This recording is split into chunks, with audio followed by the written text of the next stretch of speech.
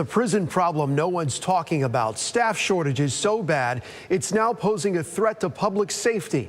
And tonight, I-Team investigator Adam Walser exposing the crisis and why it could cause a mass release of inmates.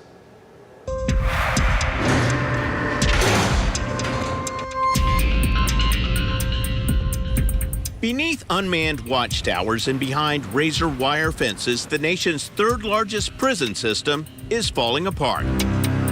Of 18,000 security positions in the Florida Department of Corrections, 5,500 are vacant. The Department of Corrections is in collapse. What is it going to take to get everybody's attention? The problem is when you have a prison crisis, it can lead to terrible, terrible outcomes. The staffing shortage is triggering the closure of prisons, work camps, and work release centers, forcing the state to pack inmates into hellishly hot facilities where some have to sleep on floors. God forbid that we have a riot on any of our prisons. We're gonna have a lot of hurt people, dead people. Florida lawmakers will return to Tallahassee for the 2022 legislative session with a mandate to fix Florida's overcrowded, understaffed, and dangerous prisons. If you think it's something that doesn't affect you and your family, think again. If things get to a critical mass, then the Department of Corrections Secretary has to do a structured emergency release of certain inmates. We are inches away from emergency release in Florida. And you have a lot less control on who you let go in that situation. Absolutely. But it is going to be people who should still be incarcerated that are going to be released early. At a time when restaurant, retail, and service workers are hard to find, it's nearly impossible to recruit and keep corrections officers. The starting salary for corrections officers is about $34,000 a year, and about 40% of our corrections officers will leave within the first year, 60% will leave within 2 years. Working conditions are better almost anywhere else. 85% of our facilities are not air conditioned in the state. And while people say, well, that's fine for the inmates, try to recruit a corrections officers to work in an unair conditioned space in the middle of August in Florida. Department of Corrections Deputy Secretary Ricky Dixon recently briefed lawmakers. There's a minimum number of staff that must be present to safely patrol and operate those dorms housing 140 to 250 inmates. He says federal standards require 4 guards for each dorm with up to 250 inmates. Most Florida prisons, Dixon says, have 1 officer per dorm per shift. They have no one to back them up. They're alone, and they're at the mercy of other inmates, not staff, but other inmates to come to the rescue. This footage was leaked to our Scripps station in Phoenix. It shows guards chased down and beaten by inmates after cell door locks malfunctioned. In Florida, most inmates are in dorm facilities. No bars separate them from officers who often have little experience. We've moved down to hiring 18-year-olds, so kids fresh out of high school now.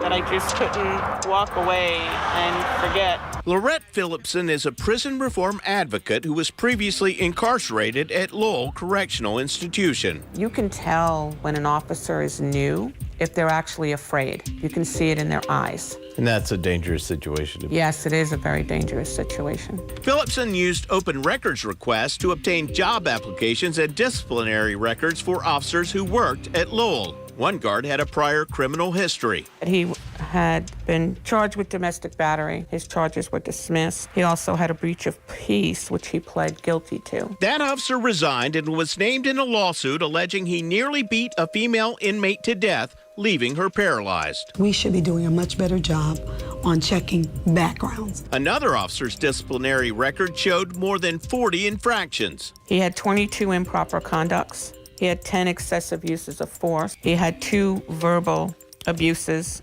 and he had 7 sexually related complaints. This is a guy who resigned, got a job back there at the same place a year later, was hired on by the people who did these reports. Yes, and not only that, but he was able to move through the ranks of the Department of Corrections from a correctional officer all the way up to a lieutenant. That officer was eventually terminated after he was charged with sexually abusing his stepdaughter. It's the absolute best job I ever had. Florida Department of Corrections is recruiting with flashy online videos.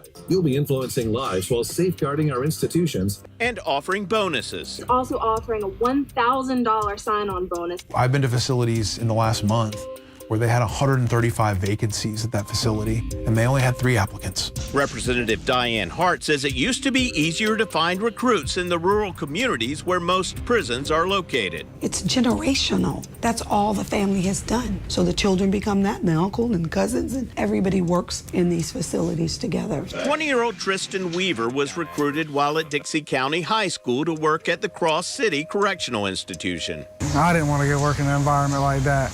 Your mom works in the prison. Yes, sir. She's been there 17, 18 years now. Do you ever worry about her? All the time. Weaver says he rarely sees his mom these days. She's spending 16 hours a day there, filling in for the people that don't come in, or because they're short-staffed, they ain't got people to come in. That's happening system-wide.